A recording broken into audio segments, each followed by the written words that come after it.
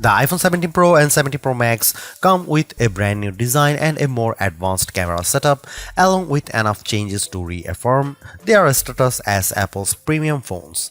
But the cost is getting a Pro just went up, even if you are getting more storage as part of the deal. I have been covering all the iPhone 17 Pro and 17 Pro Max leaks leading up to Apple's all-dropping event, and this is one of those rare times when I wasn't surprised by the announcements.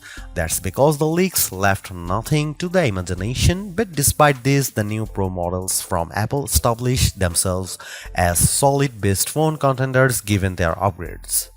After spending some time with both phones, I have a better appreciation for them, and with good reason. In my iPhone 17 Pro and 17 Pro Max hands-on, I'll tell you everything new about the new models and what stood out most.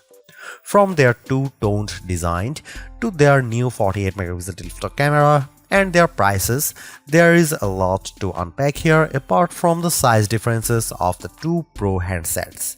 While Apple did spend a fair amount of time with their hardware changes, there's one particular iPhone 17 Pro area that Apple didn't touch up on, in contrast to past events. At $1,099 for the iPhone 17 Pro and $1,199 for the iPhone 17 Pro Max, Apple has held the line on pricing. Sort of like I mentioned earlier, the iPhone 17 Pro is $100 more, but you get 256GB storage to start, matching the base capacity of the Pro Max.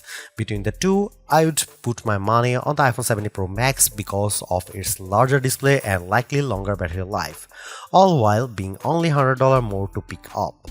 The Pro looks almost cute by comparison, but it is certainly capable for a phone of its size.